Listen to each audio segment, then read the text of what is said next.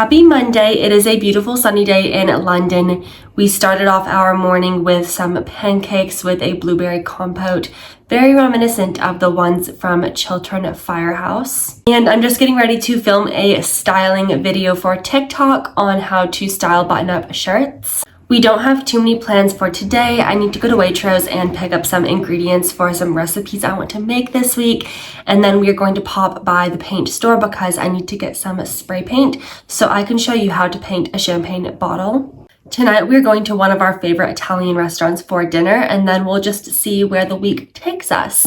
I need to run some errands. I'm expecting some packages. I want to go to a museum and maybe a nice cafe, and then we will end out the week at my in-laws' house in the countryside. This is the first outfit I've put together on how to style button-up shirts. I've just layered a button-up shirt from With Nothing Underneath over a turtleneck from J. Crew, which is my favorite way to wear these in the winter when it's a bit chilly, and my necklace is from Cezanne. Throughout the video, I'm just going to be wearing jeans for all of the outfits because it is super simple and casual.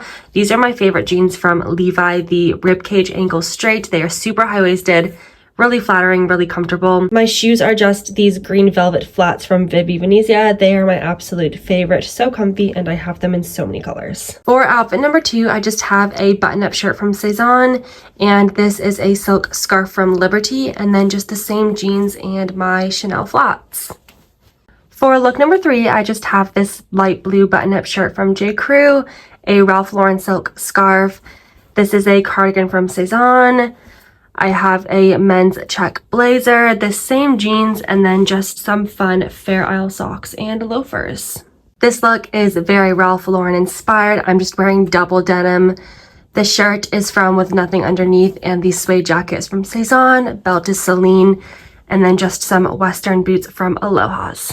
Our last look is super casual. I'm just wearing a white t-shirt from Cezanne with my monogram on it. Shirt is also Cezanne. Same jeans again, and just some Sambas with red socks from Uniqlo.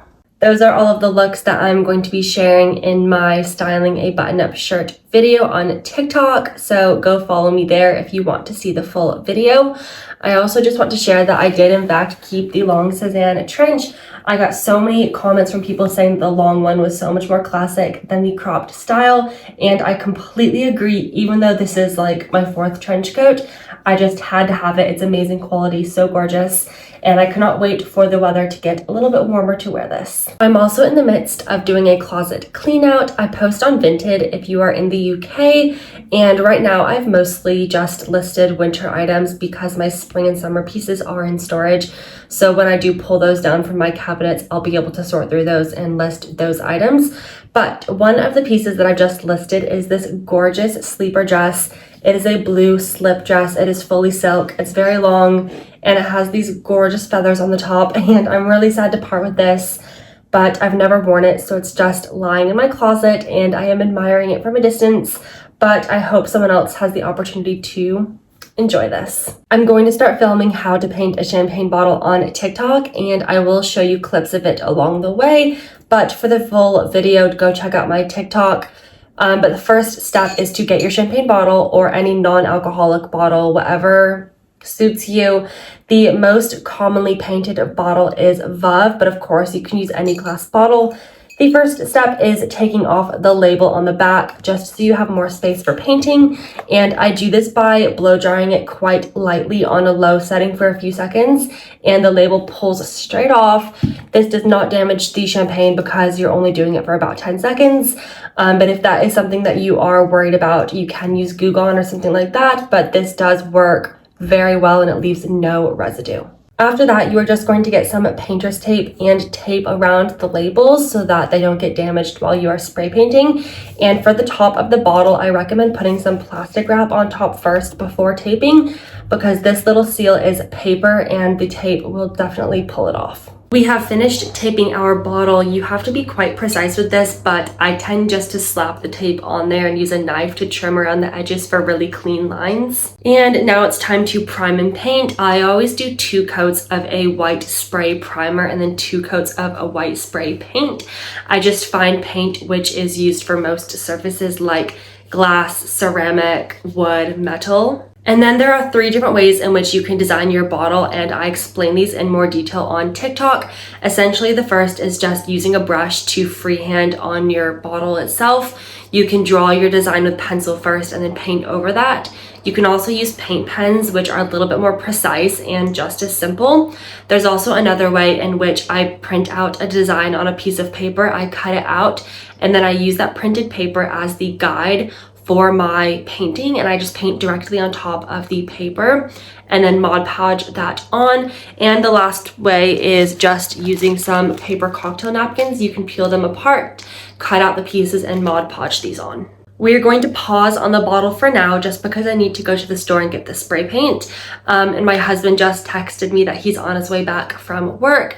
So I'm going to make some lunch. We're going to have some mussels and fries, and I will show you the finished product once it is ready, and then we will run some errands.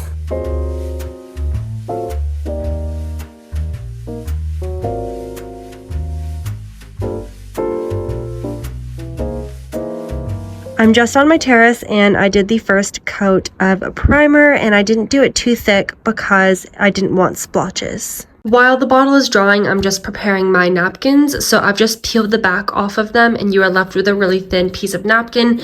And I'm going to cut out some of the shapes to make it easier to work with. And then I'll just be using some Mod Podge with a paintbrush to stick the pieces onto the bottle. Here is what all of the little napkin pieces look like cut out. I just made sure to really round the edges and then cut out pieces of all sizes. I just took the tape off of the champagne bottle, and it looks really good. This was 2 coats of primer with 1 coat of white spray paint, and it's really opaque and even.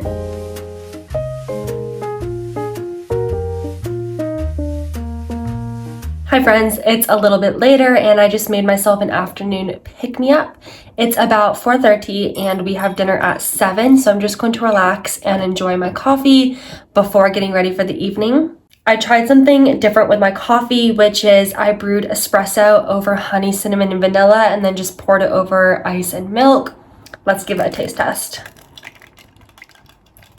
That is so good. It's a perfect little treat. It's not too sweet, and I'm just going to enjoy this and maybe read a book or watch something. But in all reality, I'm probably just going to start editing this video. We are about to head out to dinner, and I will show you my outfit, even though it is very boring because I'm absolutely freezing.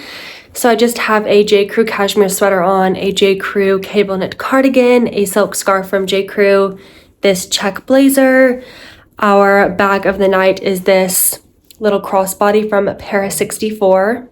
And I'm just wearing my favorite pair of jeans from Levi, some socks, and my J. Crew loafers.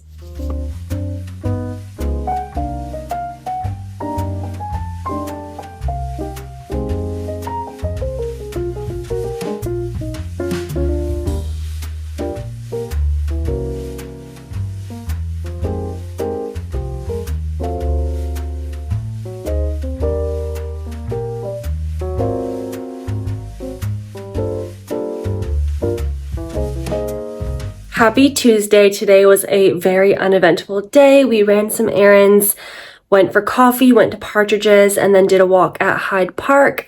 And now I am doing a massive wardrobe clear out. I wasn't planning on doing this, but one of my clothing racks just got way too heavy and toppled over. So we've got to set up a new clothing rack and hopefully put less weight on it this time.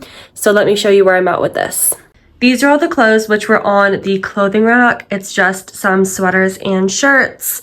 On the floor, ignore all the tools from our kitchen renovation. I have a pile I'm selling, some things for under the bed for storage, some bags and sweaters I need to organize. These boxes are going to be for the kitchen, so I need to organize those because they're going to go on top of our cabinets. Here, I just have some holiday pieces that need to go in storage and some jewelry at the bottom. We had turned our second bedroom in our flat into a wardrobe and an office, so I'm just standing in front of my husband's desk, and then I have 2 of these clothing racks. We have loads of storage, which is great, and I just need to build the second clothing rack to go on this wall. So I'm just going to sort through all of the clothes behind me, build that clothing rack, and then hopefully get all organized again. I really need to donate and sell some items, and then hopefully we can fold all of my jumpers so that they don't weigh down the clothing racks. For dinner tonight, we are just having a roast chicken, and I'm going to show you how to make it because it really is so easy and turns out perfect every time. So first I have my dish. I would prefer to use the Dutch oven because then you can make chicken stock directly in the pan afterwards, but my chicken is too big for the Dutch oven, so I just have this Le Creuset casserole dish. Next we just have some white wine. Whenever I need wine for cooking but I don't want to drink the rest of the bottle, I just pick up these little mini ones. They're like 3 pounds and they do the job. Onion, garlic, lemon. I have some fennel seeds because I like to grind those on top of the chicken. My herb of choice, I typically use rosemary and thyme, but I don't have any rosemary, so we're just using thyme. I have salt, pepper, olive oil, and of course, my chicken. I've just scattered large chunks of onions at the bottom of the dish. I would use 2 large onions, but these organic ones are pretty small, so I ended up using about 5. And with all of the ingredients, just leave a few of the pieces behind to use for stuffing the chicken. I've done the same thing with the lemons, and I just cut off the ends because I find them really bitter, and of course save some pieces to stuff the chicken. I've just put in some whole garlic cloves, probably about an entire head of garlic. And did anyone else grow up in the early 2000s and take one note from Rachel Ray, which was a discard bowl? I also love a bench scraper. I think a really good knife and a bench scraper are key for a kitchen. This is so easy at picking up different ingredients. I just threw in some entire sprigs of thyme, and if I had rosemary, I would do that too. There's no need to peel and chop them, just throw them all in. So I've put the whole chicken in the dish. I tied its legs together and tucked the wings under just so it cooks more evenly, and I've stuffed it with all of the remaining ingredients. Now it's time to season.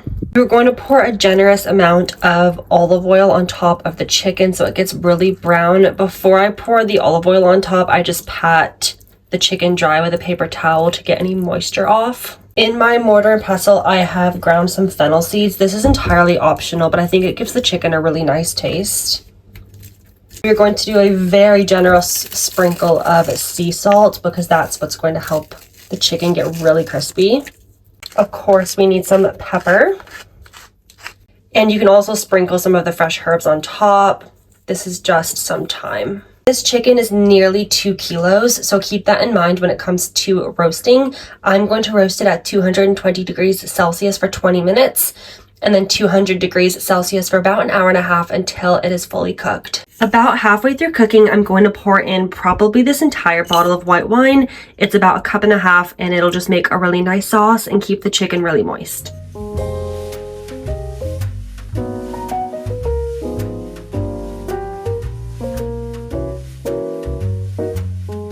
Hello, happy Wednesday. I just finished filming some content. We have another Nancy Meyer series coming out, and I showcased some of my serveware and entertaining pieces, and now I'm just getting ready to go to the museum. It's the V&A, which is my absolute favorite, and my mother-in-law always gets me a membership there, which is so kind of her, and I never use it as much as I should. So I'm going to head there right now. Maybe we'll have a nice walk past our favorite house in London, which is the Parent Trap House, just because that is super close to the V&A. I think I will get myself some coffee and just enjoy a little solo day in London while my husband's at work. And then I will pop by Waitrose because I want to see if they have some blood oranges to make a really nice salad for dinner.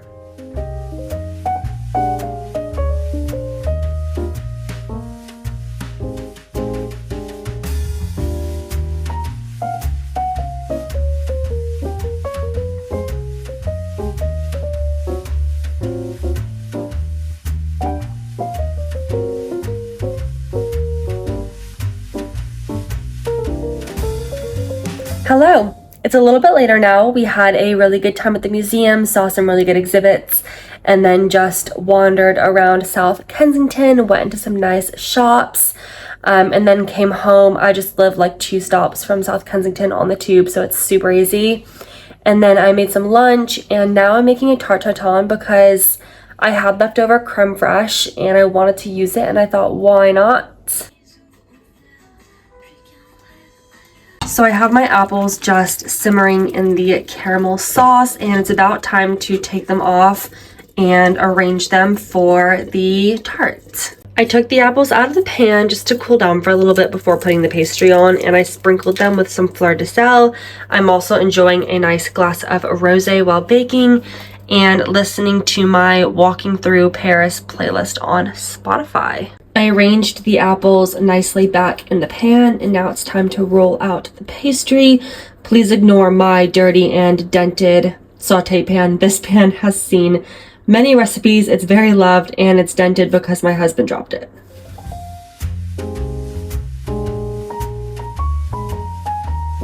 Happy Thursday. We are all packed up and we are headed to the country for the weekend.